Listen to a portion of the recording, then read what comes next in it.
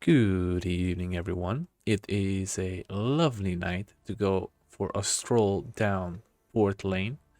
We were just at Alvin's and we kicked Fallon's ass because he was hammering all day and all night. We made a stop to this. Now we're going to Fareem to ask him about his problems with the paladins and the militia. And once we get that dialogue through, we also have to ask him about the disappearing friend called William, who is already dead in Jarkandar, for those that already know. Now, we have to go see Martin that will dissolve the problem of Fareem with the paladins, as well as the problem with Koragon's visitors, and tell us all about the bandits' weapon trader. As soon as you do all of that, you can go back to Fareem and tell him that the problem has been solved. We had quite a bit of experience here and a few rhetoric points, but nonetheless, the more you have, the better your gameplay will feel over time. More intelligence, more rhetoric, more dexterity, whatever you prefer as your gameplay. Fareem will also give us a second quest, which is Fareem, Ear for Fareem, but is basically just a translation soup for Fareem. He's feeling a little sick. We don't have all the ingredients yet, so we'll do that later. Next up is Garvel. You can find him in the evening here at the docks, where he's just chilling, and he needs some information about the orcs. And if you have Will of the Wisp active all this time, it will pick up all the saws and hammers near Martin anyway, for you to finish the quest with him. Now we are going to Leimar. Since we have now enough rhetoric, we needed only 10, we can ask him for 1,000 gold. It's gonna come in handy. And also about his debtor, which was Mills at the warehouse where they killed him in the first city quest episode. And now we're just gonna go out of his house and back in the alley, and we're gonna meet up Edda, who has been missing a statuette of Innos. For this, you will also get free training of strength with Carl later on, when you can actually talk to him. But first, we also have to get to our old friend Ignace, who wants to try out a spell called Oblivion. Now, the easiest thing to do here is just get the quest, steal something from his actual house, and just run away. And I don't mean walk away, but run away. Once you run away, he will actually start falling behind. And once you hear, "Come back here, you lowlife," then you can turn around and face him with the spell.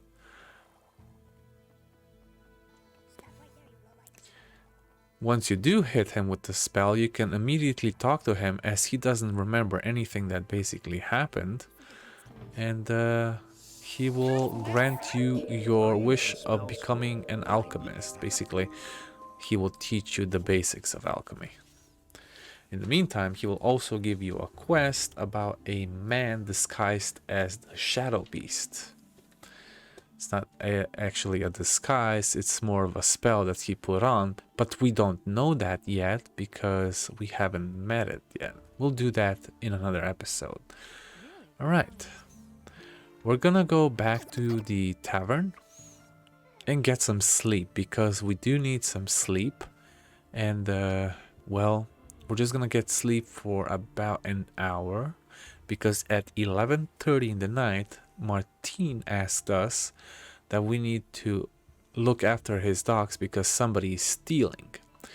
Now Ragnar will come there at 11:30, but since this is a more complicated route for him, make sure you just stay out of sight until it's 11:30, and he'll just appear there automatically, and you don't have to worry about him later on dying or anything. You can go now back to the tavern where Martin will already be there because he's drinking at night here. Sometimes he will also be in the other tavern, rarely, mostly he's here. And well, you get the letter of approval for Lord Andre.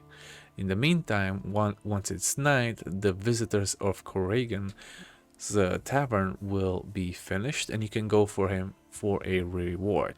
We will also see Halvar because he asked us to bring 10 oysters. Well, he hasn't asked us just yet. We haven't activated the quest.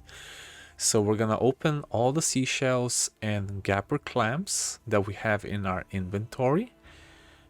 We should have about 18 each, I think, or even more, or 20, if you had your Will of the Wisp active on the beach. Very much useful because it actually picks up and you don't have to look out for where they actually are. That way you'll have plenty. Once you open them all up, you can give the oysters to Halvar. Alright, cool.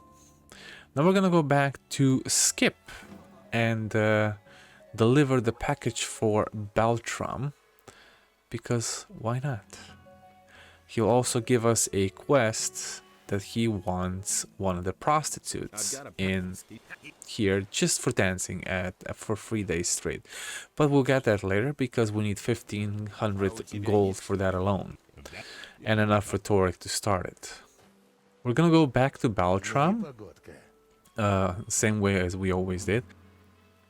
I keep forgetting to actually activate the teleport pillar that's right in the middle of the market square, but nonetheless, might as well pick up the quest that we have here and also talk to Jorah about Rangarul if you haven't already and give him the 50 gold back. That way you can also get Auric's sword later on for absolutely free. We're not going to talk to Hakon yet. We're going to go to Koragona and tell him about the visitors, which is also give us a beer that increases mana and HP, plus a little bit of experience on top of that.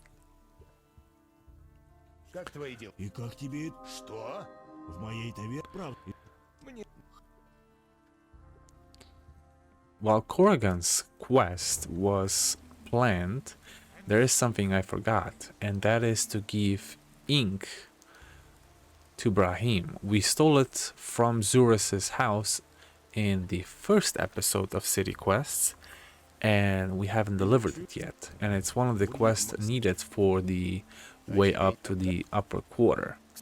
So these are the lower influential citizens that you need to impress. You have Brahim, Leimar, Alvin, Cardiff, Koragona, and so on and so forth. Once you're actually done with them, you can get the clothing from either Hannah or if you can find them somewhere. I just came to Pablo to see if he has any more information on the bandits, as we're going to attack them and finish them off in the next episode. See you later, guys. Thanks for dropping in.